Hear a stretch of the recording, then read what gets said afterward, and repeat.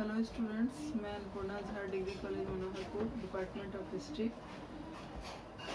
आज की क्लास में हम सेमेस्टर 3 CC 6 में मोहम्मद बिन तुगलक के संबंध में बात करेंगे। मोहम्मद बिन तुगलक के राजत्व सिद्धांत के संबंध में हम आज चर्चा करेंगे।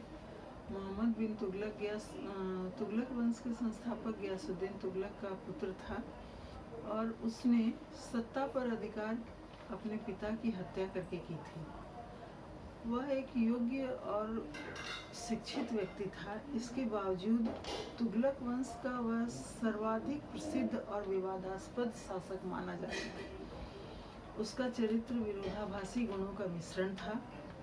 वह अपने समय का सबसे अधिक शिक्षित और विद्वान शासक था। उसके राजनीतिक और सामाजिक तथा धार्मिक विषय अपने समय से काफी आगे थे। रूढ़िवादी और परंपरागत सिद्धांतों के विरुद्ध वह नए नए विचारों, नवीन सिद्धांतों और प्रयोगों में दिलचस्पी रखता था। उसके विचार मौलिक थे तथा वह समझबूझकर ही किसी समस्या का समाधान करना चाहता था। उसका उद्देश्य राज्य को विघटनकारी तत्वों से बचाना, राजनीतिक और प्रशासनिक एकता कायम करना, सुल्तान की शक्ति और प्रतिष्ठा को बढ़ाना तथा प्रजा के हितों को सुरक्षित रखना था। मोहम्मद बिन तुगलक को अपने पिता से एक बड़ा साम्राज्य प्राप्त हुआ था। उस समय साम्राज्य की सीमा काफ़ी दूर दूर तक फैली थी। इतना ही नहीं, जब मोहम्मद बिन तुगलक ने सत्ता पर अधिकार किया, उस समय उसका किसी भी तरह से विरोध नहीं किया गया। उसे सबका समर्थन मिला और वह सुरक्षित रूप से शासन पर अधिकार करने में उसके लिए शासन करना आसान रहा। इसके अलावा मोहम्मद बिन तुगलक भारत का प्रथम मुस्लिम शासक था जिसने पूरे भारत की प्रशासनिक और राजनीतिक एकता को व्यवहारिक रूप देने का प्रयास किया। उसे उत्तराधिकार में विशाल साम्राज्य तो मिला ही था, उसने उसमें और अधिक वृद्धि की। उसने उत्तर और दक्षिण भारत के पृथक अस्तित्व को समाप्त करने और उन्हें एक सूत्र में बांधकर सांस्कृतिक एकता स्थापित करने का प्रयास किया। मोहम्मद बिन तुगलक विद्वानों, कवियों और व्यापारियों को दक्षिण भारत में भेजकर काफी पहले से चली आ रही संकीर्णता और भेदभाव को समाप्त करना चाहता था।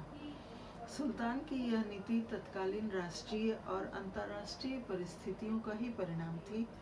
मौर्य वंश के शासक अशोक के पश्चात मोहम्मद बिन तुगलक ही प्रथम ऐसा शासक था जिसने भारत को राजनीतिक और प्रशासनिक दृष्टिकोण से एक करने की कल्पना की थी। वह अन्य देशों के साथ भी अपने संबंध बनाना चाहता था। मध्य एशिया की राजनीतिक अराजकता का लाभ उठाने के लिए उसने खुरासान अभियान किया। भारतीय राजनीति में उसने एक नए अध्याय की शुरुआत की। उसके दरबार में ईरान के मूसा तथा चीन के तोगान तैमूर ने अपना राजनीतिक प्रतिनिधि मंडल भेजा था। इसके अलावा ख्वारिज्म के शाह ने भी एक प्रतिनिधि मंडल भारत भेजा था। मोहम्मद बिन तुगलक के विचारों पर अंतर्राष्ट्रीय स्थिति का प्रभाव नजर आता है।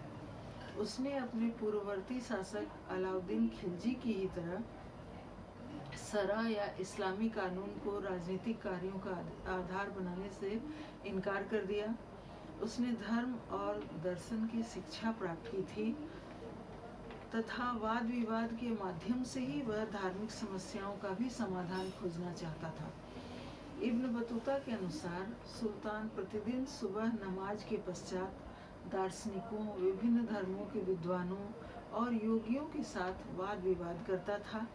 जैन विद्वान जिन प्रभासुरी तथा राजशेखर को उसके दरबार में संरक्षण मिला था। मोहम्मद बिन तुगलक ने राजनीति से उलमा वर्ग के प्रभाव को कम करने का प्रयास किया। उसने धार्मिक एवं न्यायिक मामलों में उलमा वर्ग का वर्चस्व समाप्त कर दिया तथा एक धर्मनिरपेक्ष राज्य की स्थापना करने का प्रयास किया। इसके अलावा उसके शासन में अपराधी साबित होने पर उलेमा वर्ग को भी दंड दिया जाता था, जिसके कारण राजनीतिक और शासन संबंधी विषयों में इस वर्ग के प्रभुत्व को ठेस पहुंची। अन्य धर्मों के प्रति उदार नीति अपनाने के कारण रूढ़िवादियों ने उसे इस्लाम विरोधी शासक के रूप में चित्रित किया है। उसने उलेमा वर्ग का प्रभाव तो समाप्त कर दिया, पर जब उसका प्रतिरोध अपने ही राज्य में बढ़ने लगा तो उसने इसे कम करने का प्रयास किया तथा तत्कालीन अब्बासी खलीफा का समर्थन प्राप्त करके अपनी सत्ता को सुदृढ़ करने की कोशिश की। उसने 1340-41 ईस्वी में मिस्र के खलीफा के पास अपने प्रशासन की वैधानिक मान्यता के लिए अपना संदेश भेजा। 1342 ईस्वी में उसे खलीफा के द्वारा मानपत्र प्राप्त हुआ, जिसके पश्चात उसने स्वयं को खलीफा का प्रतिनिधि घोषित किया तथा सिक्कों और राजकीय आदेशों पर खलीफा का नाम भी अंकित करवाया। इसके बावजूद उसके प्रति उलेमा वर्ग का विरोध समाप्त नहीं हुआ। वास्तव में मोहम्मद बिन तुगलक धार्मिक स्वतंत्रता का समर्थक था और बौद्धिक स्वतंत्रता को प्रश्रय देना चाहता था, पर उसके ये विचार तत्कालीन समय और परिस्थितियों के अलावा तत्कालीन मान्यताओं के विरुद्ध थे। अतः एक बड़ा वर्ग उसकी इस धार्मिक नीतियों का विरोधी बन गया। मोहम्मद तुगलक ने प्रशासकीय पदों पर कुलीन वर्ग के प्रभुत्व को समाप्त कर दिया। उसने व्यक्तिगत योग्यता को आधार माना तथा जन्मजात योग्यता को मानने से इनकार कर दिया। उसने पदाधिकारियों की नियुक्ति व्यक्तिगत योग्यता के आधार पर की तथा हिंदू, मुस्लिम, कुलीन और अकुलीन के बीच भेदभाव को समाप्त कर दिया। कई पुराने अमीरों एवं पदाधिकारियों को विद्रोहों में भाग लेने या उपद्रव फैलाने के आरोप में बर्खास्त कर दिया गया। उसने निम्न वर्गीय व्यक्तियों एवं विदेशियों को भी राज्य की सेवा का अवसर प्रदान किया। उसने एक गायक के पुत्र को गुजरात, मुल्तान तथा बदायूं का अधिकारी नियुक्त कर दिया तथा इसके अलावा अफ्रीकी यात्री इब्न बतूता को दिल्ली का काजी नियुक्त किया। कई साधारण लोगों को उसने उच्च प्रशासकीय पद प्रदान किए। इतिहासकार सरहिंदी के अनुसार सुल्तान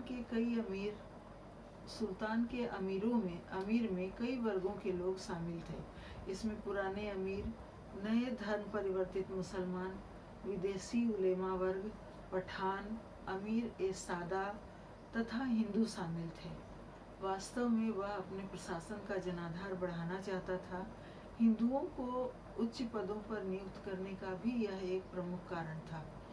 पर इतिहासकार जियाउद्दीन बर्नी के अनुसार मोहम्मद बिन तुगलक की असफलता का मुख्य कारण राज्य के उच्च पदों पर निम्न वर्ग के लोगों की नियुक्ति करना था।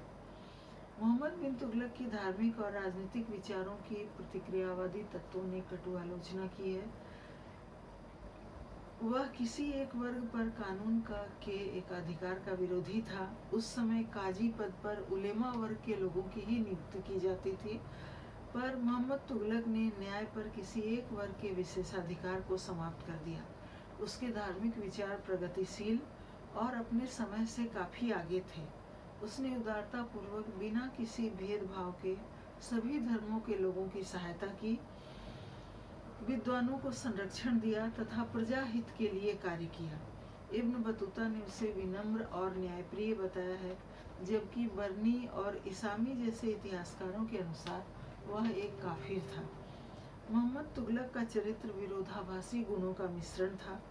जनता के हित तथा राज्य की समृद्धि के लिए वह सदा नई नई योजनाएं बनाता रहता था। इतिहासकार बर्नी के अनुसार उसने कई योजनाएं बनाई और उस पर ईमानदारी से अमल भी किया, पर कई कारणों से वे सारी योजनाएं विफल हो गई।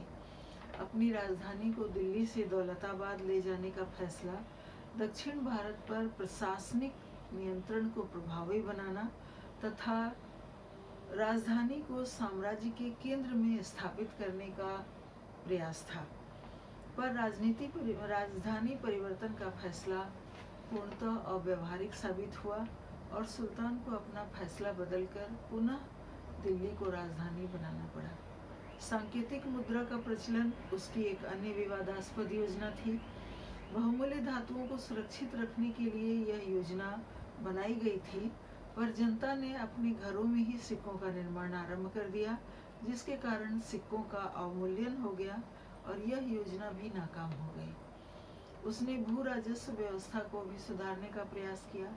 राजस्व विभाग में व्याप्त अनियमितताओं को समाप्त करने तथा सूबों से प्राप्त होने वाली आय और व्यय का उचित ढंग से हिसाब रखने की व्यवस्था की गई, जिससे नियमित रूप से लगान प्राप्त होने लगा।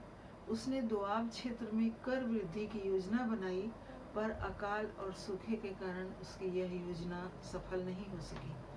उसकी अधिकतर योजनाएं असफल रही, जिसके कारण उसे असफलताओं का बादशाह भी कहा जाता है। कई गुणों के बावजूद वह दिल्ली सल्तनत का सबसे विवादास्पद सुल्तान था। विद्वानों ने उसे तरह तरह की उपमा दी है, पर इन सब के बावजूद यह सत्य है कि उसमें कई गुण थे। वह विद्वान होने के साथ साथ सैनिक और प्रशासनिक क्षमता से पूर्ण था। उसने धर्म और राजनीति को अलग रखने के अलावा प्रजा के हित में कार्य किया। उसकी योजनाएं विफल रही, पर इसके बावजूद उन योजनाओं का महत्व कम नहीं हो जाता। योग्य व्यक्तियों को उसका साथ नहीं मिला और परिस्थितियां भी प्रतिकूल रही। एक निरंकुश शासक होने के अलावा कल्पनाशील होने के कारण उसमें व्यवहारिकता की कमी थी। यही कारण था कि जनता का उसे सहयोग नहीं मिला और वह एक असफल शासक साबित हुआ।